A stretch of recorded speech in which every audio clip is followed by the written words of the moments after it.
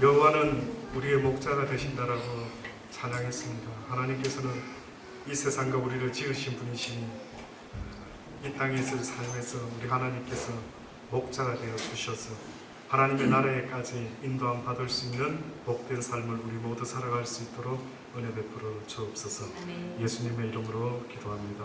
아멘. 아멘. 이 세상을 살아가는 사람들에게 필요한 것이 있다면 사실 복입니다. 그렇죠? 복이라고 하는 것은 지난 시간에도 여쭤본 것처럼 무엇이 복입니까? 내 일생에 있어서, 내 삶에 있어서요. 와, 목사님, 와, 하나님, 이게 나의 복입니다. 이렇게 나에게 복을 많이 주시다니 혹시 그런 것이 뭐라고 생각하십니까? 있으십니까?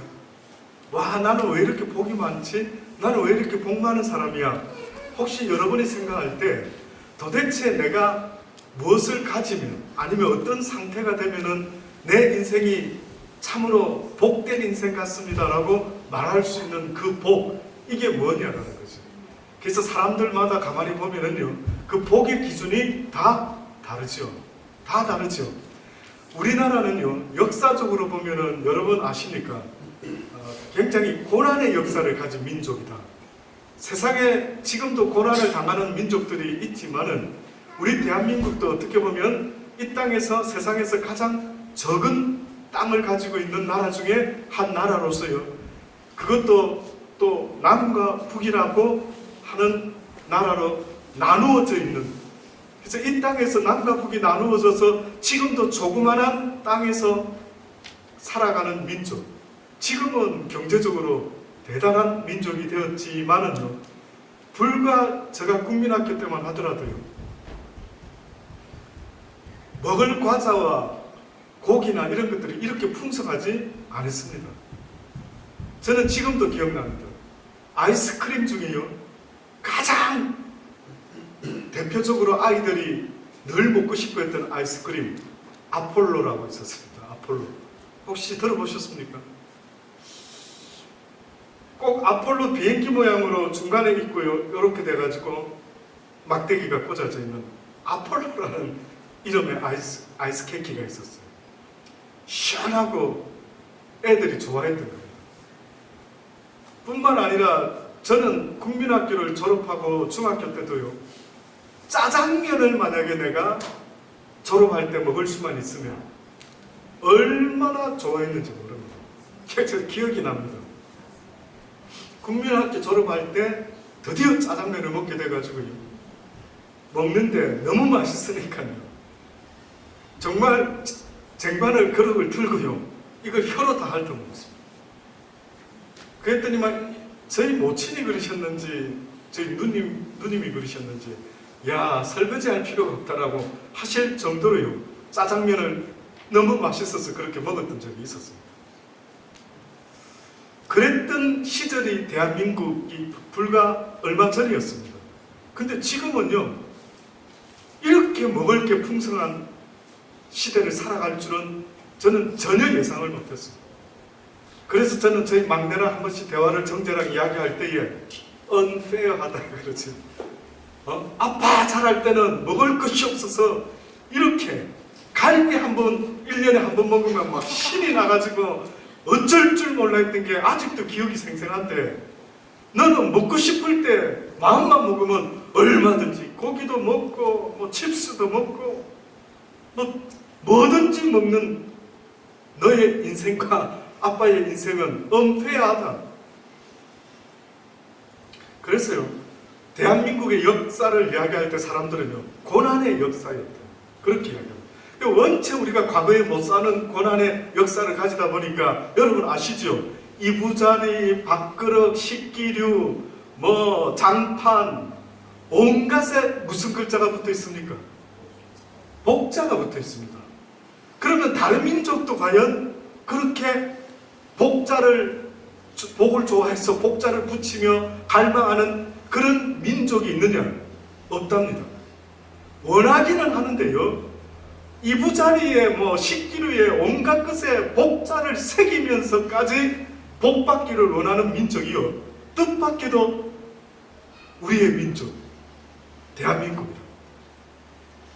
그래서 그랬는지 진짜로 복을 받았죠. 세상적으로는. 그런데 여러분 또 그 사실을 아십니까? 먹고 사는 육적인 것은 복을 받았는지는 모르겠는데 뜻밖에도 자살률이요, OECD 국가에서 1위랍니다. 이게 설명이 좀 돼야 되는데, 그렇죠? 이게 너무 모순이지 않습니까? 먹을 것 입을 것이 이렇게 풍성한데 왜 사람들이 자살을 그렇게 많이 하느냐. 그래서 제가 여쭤보는 겁니다. 여러분이 생각할 때 과연 인생의 복이 무엇인지 한번 생각해 보셨는데, 지금도 많은 사람들이요, 복이 좋은 거는 알지만은 무엇이 진짜로 나에게 유익된 복인지를 아는 사람은 과연 몇 사람이나 있을까? 그래서 저는 이 하나님의 성경 말씀을 볼 때마다요, 이 세상을 살아갈 때 여호와를 알고 그를 믿으며 아버지라고 부르며 여호와는 나의 목자시요 내가 여호와를 의지하나이다. 나의 인생을 시작하신 하나님, 내가 하나님께 모든 것을 걸고 바라보며 사랑하며 따르기를 원합니다 라고 할 수만 있다면요, 이 사람의 인생이요, 세상에서 가장 복된 인생이라고 저는 믿어 의심치 않습니다. 왜 그게 복되다고 말할 수밖에 없느냐면요, 육신의 부모도 잃어버리게 되면 우리는 그 사람을 고아라고 말하지 않습니까? 육신의 부모도, 부모가 버렸던, 아이가 잃어버렸던 부모와 자식이 함께하지 못하고 떨어져 있게 된다면 우리는 그를 고아라고 말하지 않습니까? 그 아이를 말할 때에 하물며 내 영혼의 창조주이신 아버지를요 알지 못하고 살아간다는 것, 이것은 어떻게 보면 이 세상에서 아무리 먹을 것 입을 것 있어도 여러분 고아가 느끼는 그 감정, 혹시 그 공허함 들어보신 적 있습니까? 혹시 주변에 고아 출신 있습니까? 저는 있었습니다. 대학교 때. 지금도 잊혀지지 않습니다. 저보다 나이가 30살 많은 분이었습니다. 그런데 보기에는 처음에 몰랐어요. 학교 입학해서 성악으로 입학을 같은 동기였는데 겉으로는 아주 건장한 사람이었습니다. 그런데 어느 날 대화를 나누다가 보니까요, 이분이 부모 형제가 없는 겁니다. 느낌이 이상한 거예요. 그냥 기분이. 내가 이분 앞에서 부모님 이야기한 것도 미안한 것 같고, 그 무엇을 저도 모르게 자랑한 것들이 있었다면 이상하게 마음이 찡하고, 어머 내가 왜 그랬지? 표를 안 내더라고요. 근데 그분이요, 지금도 주말이 되면은 고아원에 가서요, 그 당시 때 고아들을 돌보더라고요. 근데 왠지 그 젊은 분의 모습 속에 20대의 제가 본 느낌은요, 왠지 쓸쓸함이 있는 거예요. 왠지 남자가 어린 나이인데 25밖에 안 됐는데 뭐가 그렇게 세상을 많이 사는 사람처럼 그런 느낌이 드는 겁니다. 아마 누구에게도 말할 수 없는, 그렇죠? 만약에 그가 부모로부터 버림을 받았든지 아니면 잃어버리게 되었는지는 몰라도요, 이 세상에서 우리의 영혼이라는 이 존재는, 육신은 부모로부터 받았는지는 모르지만 하나님이 성경을 통해서 우리에게 알려주신 것은 하나님이 흙으로 인간의 몸을 만드시고요, 그 코에다가 생기를 불어넣으셨답니다. 그래서 인간이 생명이 되었더라. 그래서 그랬는지 저와 여러분은요, 육적인 것으로 육신은 만족할지 몰라도 우리의 영혼은 만족할 수가 없는 겁니다. 그래서 내 영혼의 복이 뭐냐라는 것을 사실은 이야기를 해야만 되는 겁니다. 내 육신의 복 이야기를 한다면은 그저 실컷 먹을 때 실컷 먹고 마시고 입고 할 수 있는 그것이 풍성하면 이건 복입니다라고 말하겠지만은, 그러나 실질적으로 내 영혼의 복은 뭘까라고 한다면요, 그것은 바로 나를 지은 하나님을 믿고 섬기며 사랑하며 살아갈 수 있는 것, 이것이 바로 복이다라는 사실을 여러분 잊지 마시기를 주의 이름으로 권면합니다. 부모도 모르고 사는 것과 똑같은 겁니다. 결국은 나를 지으신 분이요, 이 성경 매뉴얼을 우리에게 말씀하고 있는 겁니다. 나보다 나를 더 잘 아시는 그 하나님이 이 성경이라는 매뉴얼을, 그래서 너희는 이 세상을 살 때 잠시 잠깐 사는 인생인데 어떻게 살아야 되는지를 성경을 통하여 우리에게 알려주고 있는 것입니다. 본이 뭐라고 말씀하느냐 하면, 너희는 마음을 다하고 힘을 다하고 뜻을 다하여 주 너희 하나님을 사랑하라라고 하는 겁니다. 하나님이 인간을 창조하신 것은요, 바로 사랑을 나누기 위함입니다. 우리는 사랑을 받기 위해 태어난 것뿐만 아니라 사랑하기 위해 태어난 거예요. 찬양 가사가 당신은 사랑받기 위해 태어난 사람 했지만은요, 그거는 반밖에 맞는 게 아닙니다. 사랑받는 것도 물론 있지만은 하나님이 우리에게 뭐라고 명령했습니까? 뭐라고? 율법과 온 선지자의 강령이라고까지 하면서 하신 말씀, 마음과 목숨과 힘과 뜻을 다하여 주 너희 하나님을 사랑하라 했습니다. 그 마음으로 내 이웃을 내 몸과 같이 사랑하라 했죠. 그러니 결국은 이 땅에 왜 우리가 태어났습니까? 라고 물어보신다면 우리는 그 하나님을 사랑하기 위하여 태어났습니다. 이것을 성경은 여러 가지로 표현했죠. 하나님께 경배하기 위해, 하나님을 예배하기 위하여, 하나님을 영화롭게 하기 위하여. 그래서 모든 것이 다 헛되고 헛되니 이 세상에서 솔로몬 왕이라는 왕이 인간의 육신의 몸을 가지고 태어나서 해볼 수 있는 모든 것들을 다 해보고 나서 그가 했던 인생의 마지막 결론적인 이야기가 뭐였습니까? 세상의 모든 것들이 헛되고 헛되니 헛되고 헛되도다.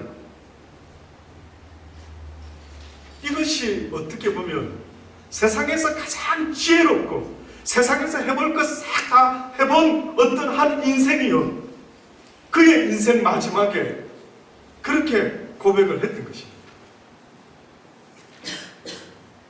수많은 위인들 가운데 고백하지 않습니까? 인생은 빈손으로 왔다가 그냥 빈손으로 끝나는 인생입니다.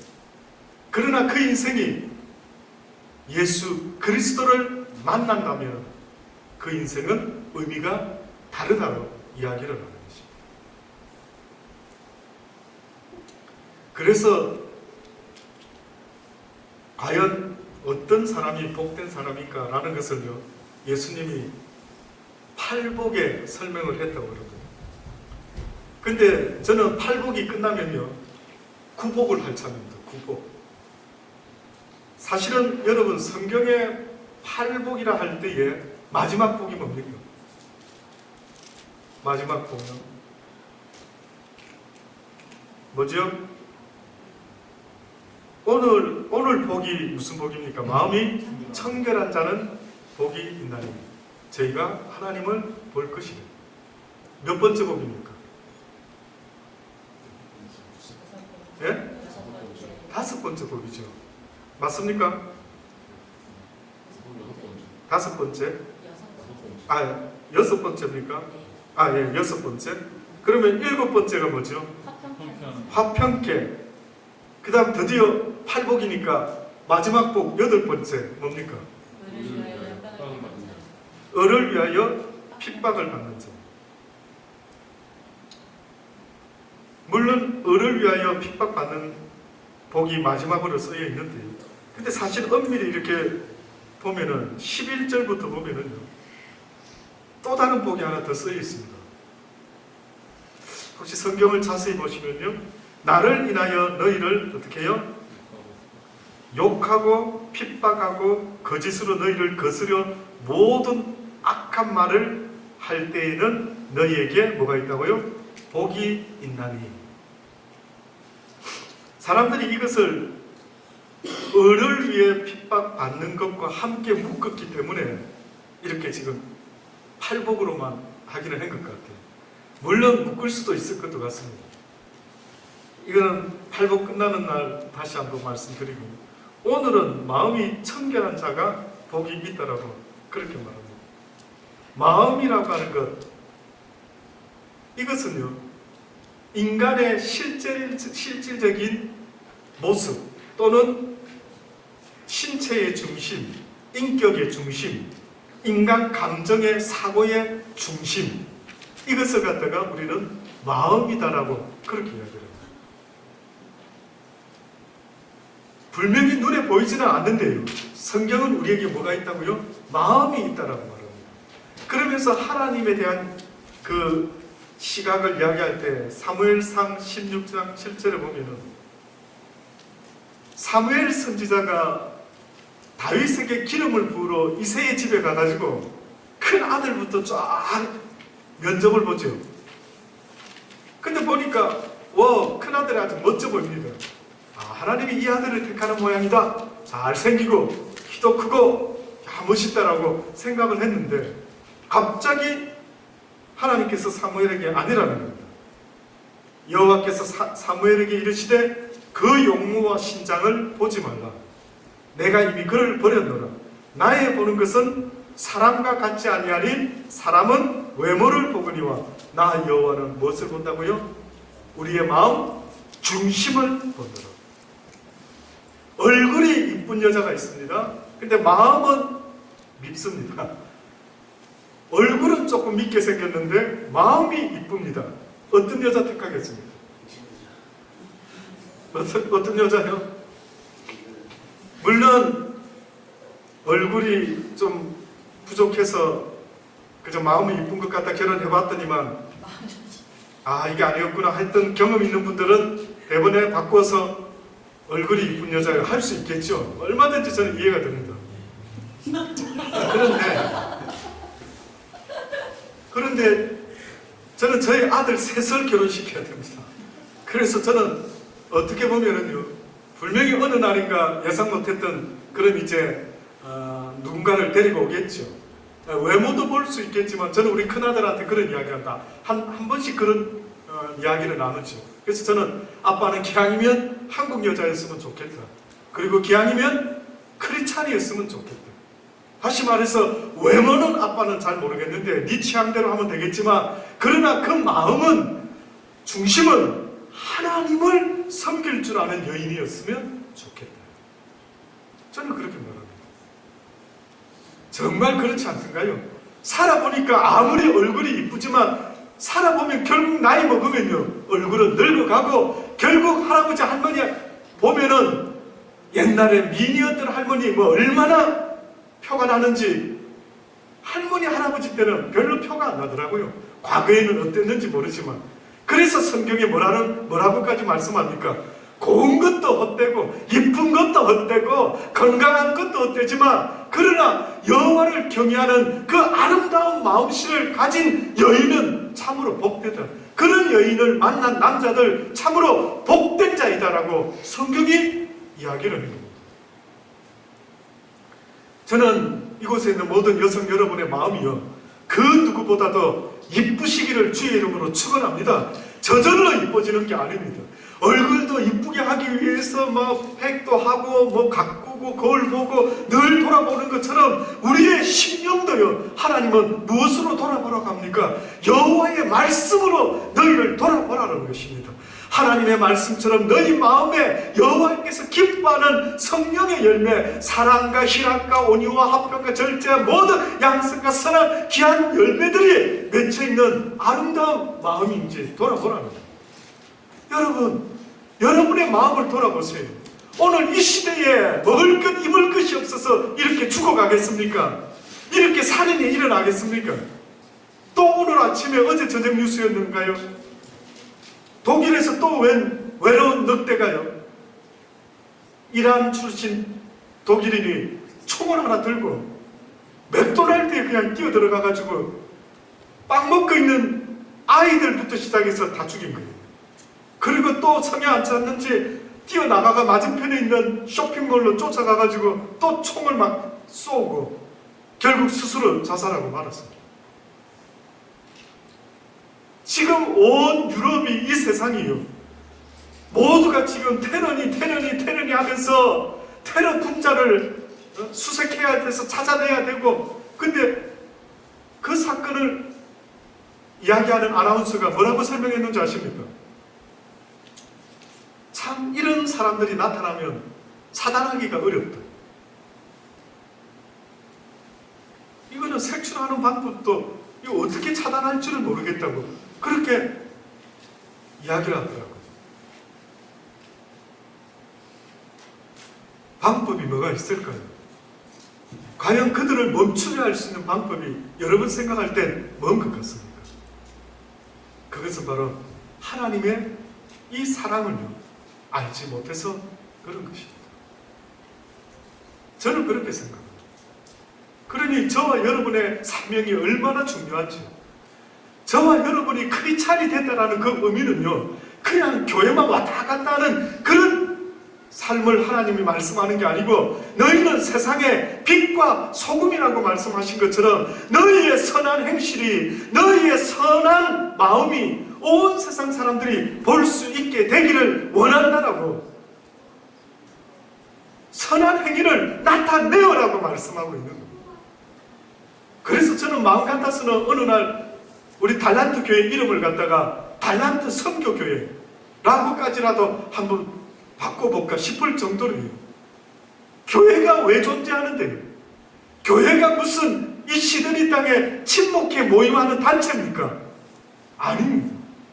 사랑을 나누고 사랑을 전파하는 이것이 바로 저와 여러분이 이 땅에서 크리스찬으로 목사로 살아가는 삶의 이유다라고 저는 믿어 의심치 않습니다. 그래서 성경에서는 계속해서 우리에게 말씀하시는데, 그 하나님이 기뻐하는 그 마음을 가지기를 원하는데, 그 마음이 오늘은 청결한 자의 모습이 되어라고 말씀하고 있는 것입니다. 청결한 것 무엇일까요? 자기의 육신의 사단의 욕망에 사로잡히지 않고 깨끗하고 순수하고 여호와 보시기에 합당한 자의 모습, 곧 다시 말하면 회개한 심령이 곧 청결한 심령이다.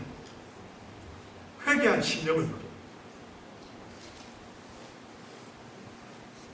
바리새인들이라는 이들이요, 그들의 마음의 상태가 얼마나 외식적이었는지 하나님은 그들의 마음 상태를요 아주 더럽다라고 말했어요.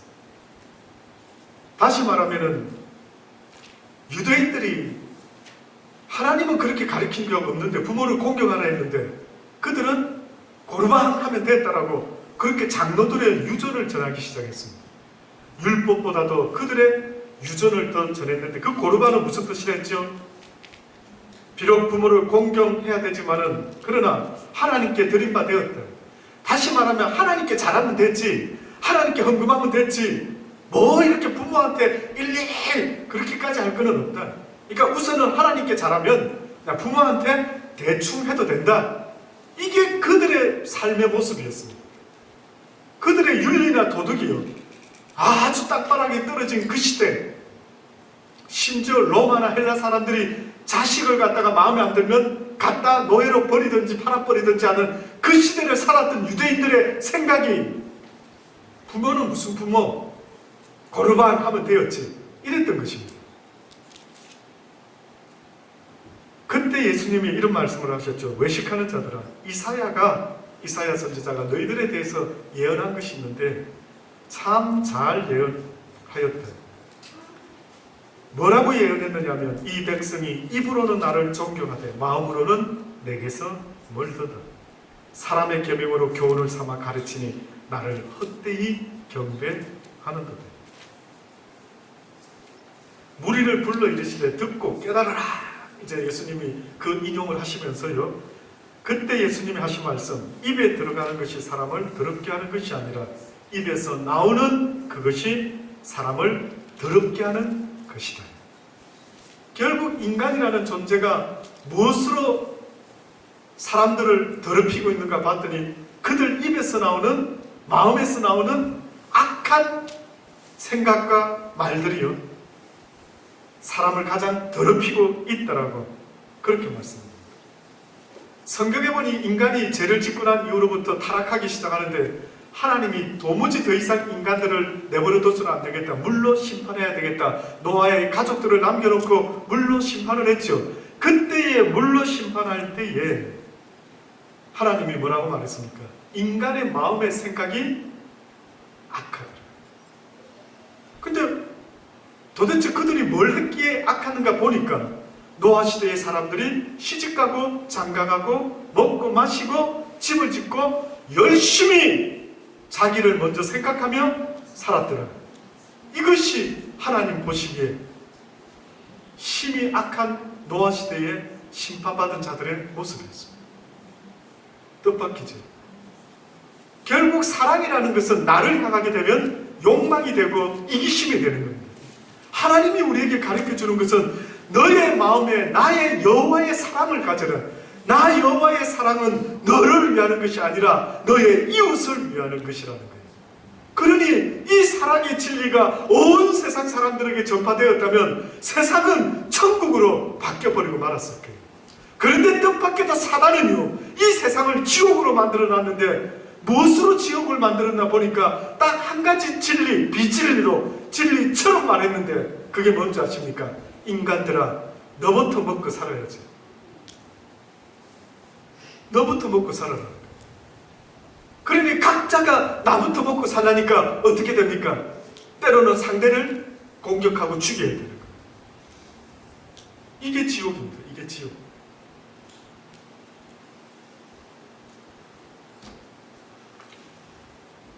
이렇게 살지 못하는 입술로만 가지고요 하나님 이야기를 운운했던 이 바리새인들을 향해서 하나님은 뭐라고 했다고요? 입으로 들어가는 것이 사람을 더럽게 하는 것이 아니라 입에서 나오는 저 바리새인들의 저것이 바로 사람들을 더럽게 하는 것이에요. 그러시면서 뭐라고 하십니까? 그냥 두어라. 저희들은 소경이 되어 소경을 인도하는 자들이니 결국 둘 다 구덩이에 빠지게 될 날이 올 것이다. 구덩이 무슨 뜻입니까? 음부를 말합니다. 결국 둘 다 지옥에 빠지게 될 것이다. 예레미야 17장에 보면은 5절로부터 보면 이 말씀이 있습니다. 나 여호와가 이같이 말하노라. 무릇 사람을 믿으며 혈육으로 그 권세를 삼고 마음이 여호와에게서 떠난 그 사람은 저주를 받을 것이라. 그는 사막의 떨기나무 같아서 좋은 일에 오는 것을 보지 못하고 광야 건조한 땅, 건건한 땅, 사람이 거하지 않는 땅에 거하리라. 이것도요 세상 땅을 말하고 있는 게 아닙니다. 하나님을 떠난 자들은 저주를 받게 되는데 그들은 황량한 지옥과 같은 땅으로 떨어지게 될 것을 이런 식으로 표현했습니다.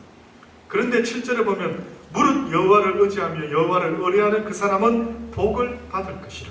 그는 물가에 심겨 나무가 그 뿌리를 강변에 뻗치고 더위가 올지라도 두려워하지 아니하며 그 입이 청청하며 가무는 해도 걱정이 없고 결실이 그치지 아니함 같을 것이니 만물보다 거짓되고 심히 부패한 것은 마음이라. 누가 능히 이를 알리오마는 나 여호와는 심장을 살피며 폐부를 시험하고 각각 그 행위와 그 행실대로 보응하느니라. 결국은 주님은 그 마음의 생각이 어떠하면 그 위인이 어떠하고 그 위인이 어떠하면 그가 어떤 행동을 하는 것을 보게 된다. 결국 말과 행동은 일치할 수밖에 없게끔 되어 있다라고 말씀하시면서 하나님이 기뻐하지 못한 마음을 가진 자의 모습은 한마디로 불의로 치부하는 자의 자고새가 낳지 아니한 알을 품은 것 같아서 그 중년에 그것이 떠나겠고 필경은 어리석은 자가 될 것이라. 이 무슨 말입니까? 결국은 자기 자신을 위해서 불을 쌓는 자는 뭐라고요? 어리석은 마음을 가진 악한 자이다라고 말씀하고 있습니다. 어떤 크리스찬 부부가 있었을 거예요. 근데 이 부부 중에 남편이요 조금 주책이었던 것 같습니다. 남편이 약간 주책이었습니다.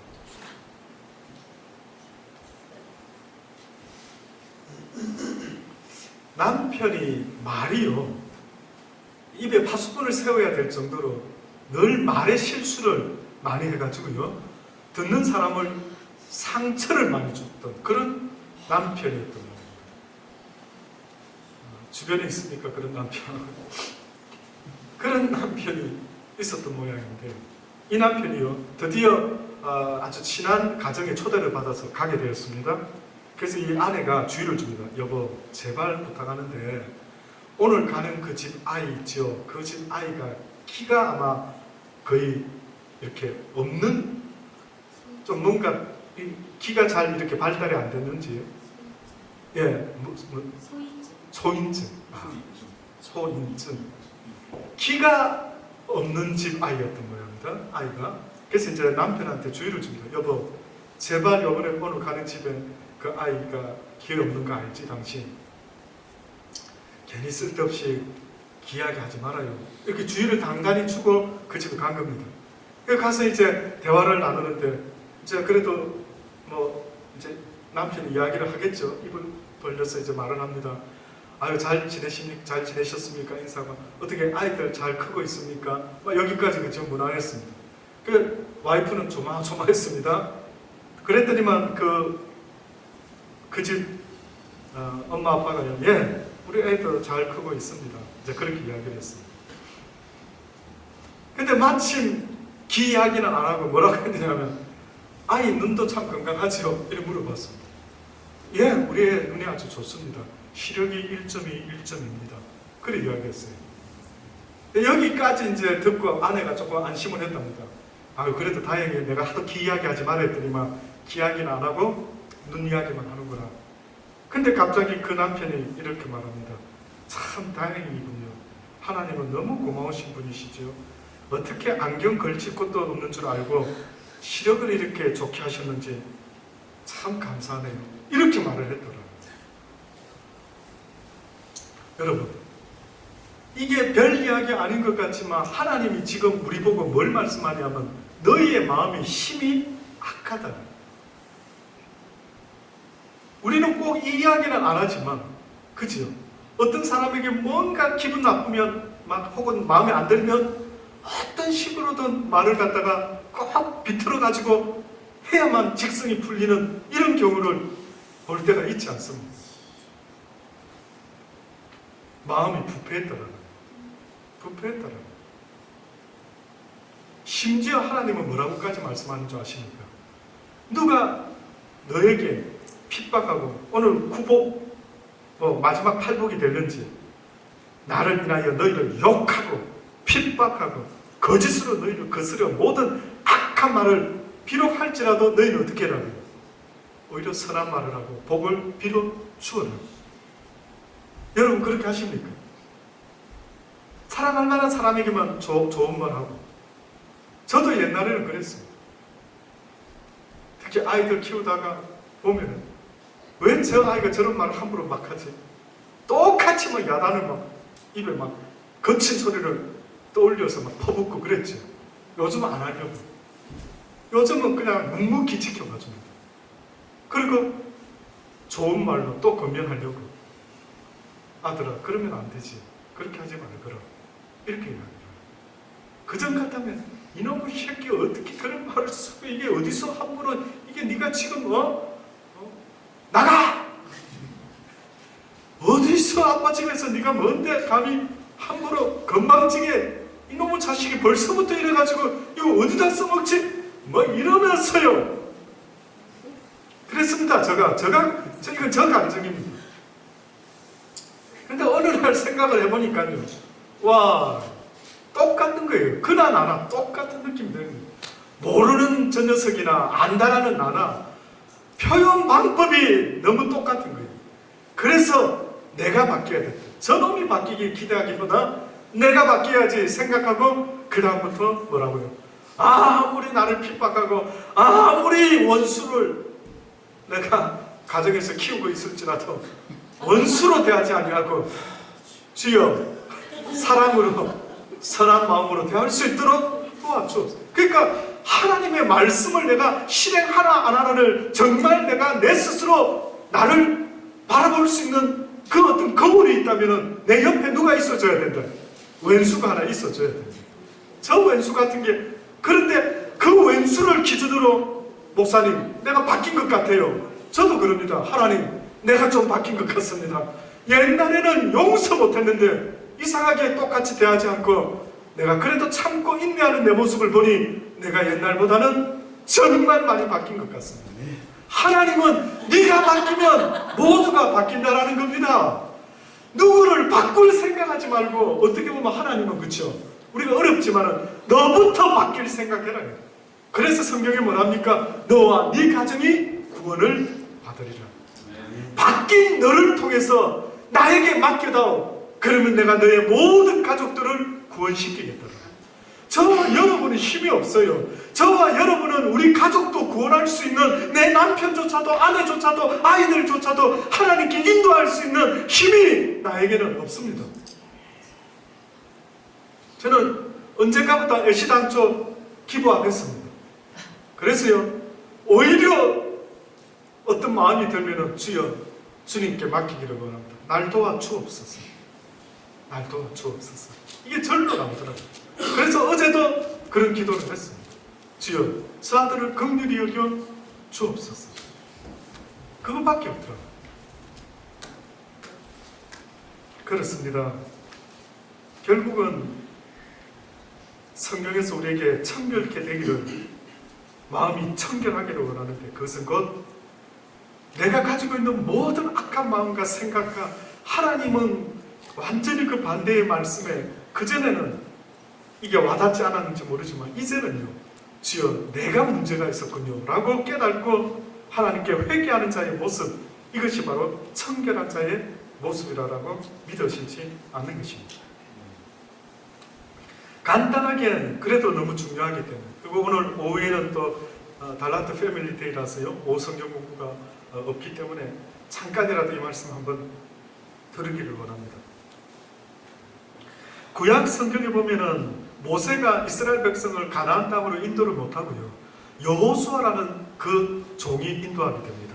근데 이 여호수아가 뜻밖에도 가나안 전쟁에서 가나안 땅을 정복함에 있어가지고요, 희한한 일이 벌어집니다. 첫째는 어떤 희한한 일이 벌어지냐면, 요단강을 건넜어야 되는데 이 요단강을 건널 방법이 도무지 생각이 나지 않는 겁니다.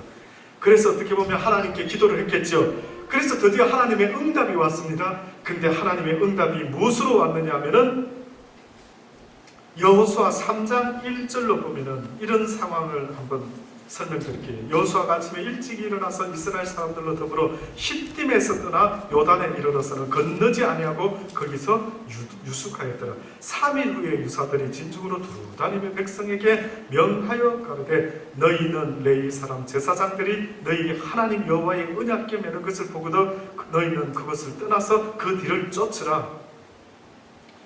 너희가 그 사이에 상거가 한 2000 큐빗쯤 되게 하고 그것을 쫓으라. 너무 가까이 쫓으면 안 된다. 왜냐하면 너희가 가까이에 쫓게 되면은 혹시나 여호와 앞에서 너희가 죽을까 염려스러우니 거리를 2000 큐빗쯤 두는 게 좋겠다. 그리고 나서 너희는 스스로 성결케 하라. 이것이 여호수아 3장 5절에 있죠. 여호수아가 또 백성에게 이르되, 너희는 스스로 성결케 하라. 여호와께서 내일 너희 가운데 기사를 행하시리라. 여호수아가 제사장들에게 일러 가로되, 언약궤를 메고 백성 앞서 건너라. 그리고 그들이 건넜더니만 요단 강물이 어떻게 됐다고요? 갈라지기 시작했다. 성결케 해라라고 미리 하나님의 기적을 보기 전에 너희가 먼저 성결케 스스로 하라 이렇게 했죠. 두 번째, 여리고 성을 정복하는데 여리고 성을 이기는 방법이요, 뜻밖에도 칼과 창이 있지 않고 하나님의 백성들의 그 마음을 어떻게 하라고요? 성결케 하라는데, 그것이 여리고 성 때는 할례를 이야기합니다. 할례. 여호수아에게 이르되, 너는 부싯돌로 칼을 만들어 이스라엘 자손에게 다시 할례를 행하라. 여호수아가 부싯돌로 할례를 행했더라. 왜냐하면 첫 첫 모세를 통해서 이스라엘 백성들이 애굽에서 출애굽을 했는데 1세대들은 할례를 받았더랬어요. 근데 광야에서 태어난 2세대들은 할례를 받지 않고 이제 드디어 가나안 땅으로 들어가게 된 것입니다. 그렇기 때문에 하나님께서 뜻밖의 여리고 성을 앞에 두고 할례를 시켜버린 거예요. 전쟁을 해야 될 군인들을 할례를 시킨 겁니다. 그래가지고 그 고통 때문에 며칠을 그냥 그렇게 기다리고 있게 되는 거죠. 근데 뜻밖에도 칼과 창으로 싸우라는 것이 아니고 뭐라고요? 돌기만 해라, 성을. 할례하고 돌기만 해라는 것이었습니다.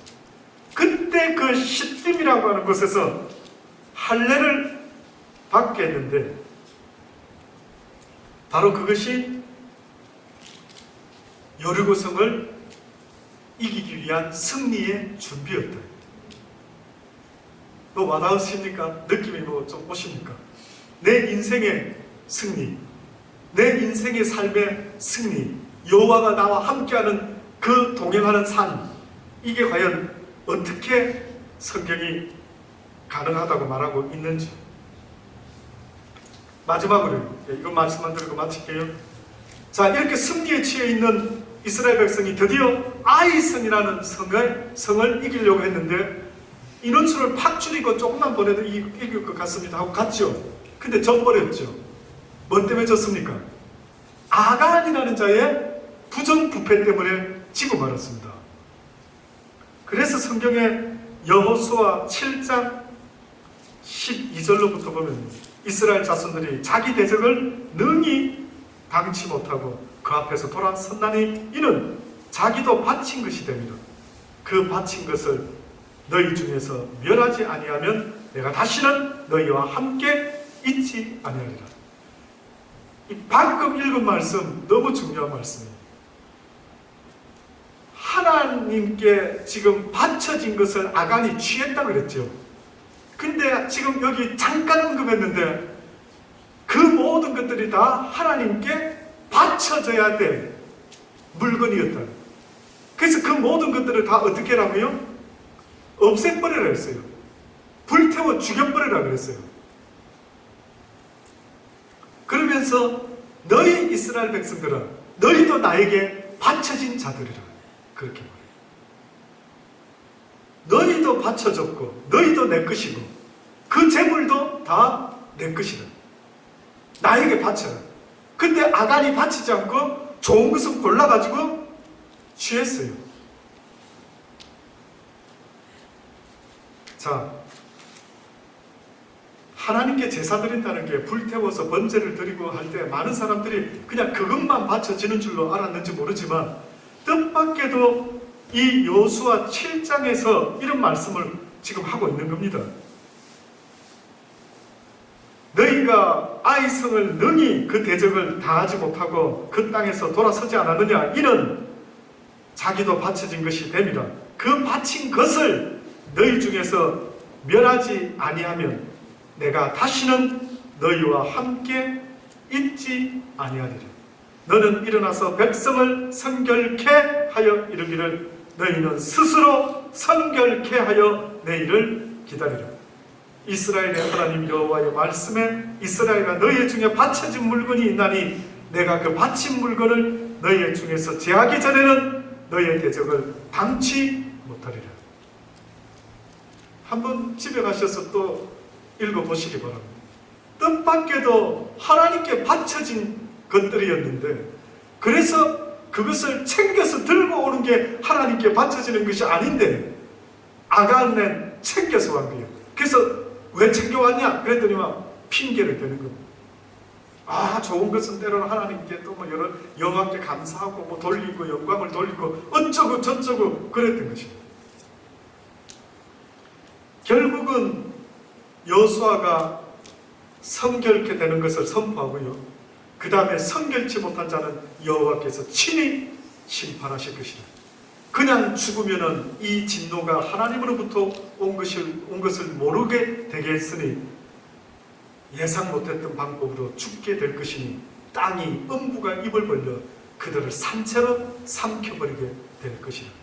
그래서 이제 족속들마다 여호수아 하나님 앞으로 인도를 하지.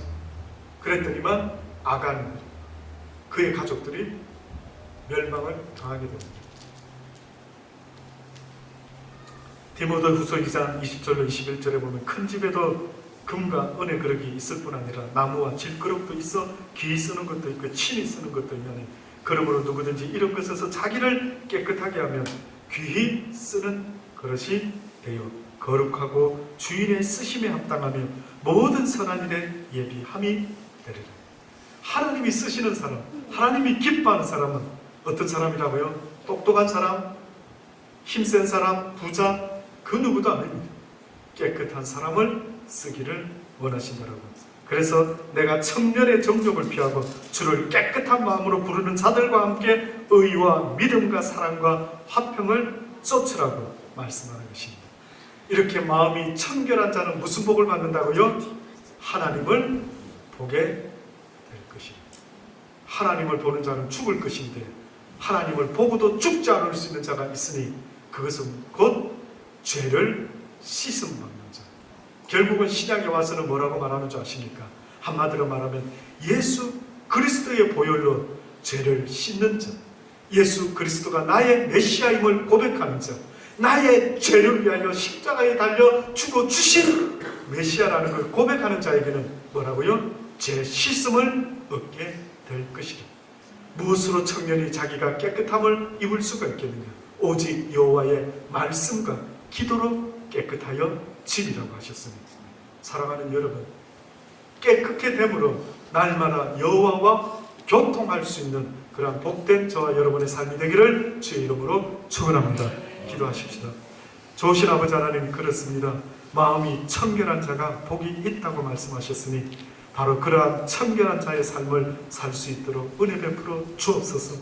회개할 수 있는 심령, 깨끗한 심령을 하나님이 원하시니 아버지 하나님, 날마다 우리 자신을 먼저 돌아볼 수 있는 그러한 믿음의 사람들 다 되게 도와 주옵소서. 예수님의 이름으로 기도드리옵나이다.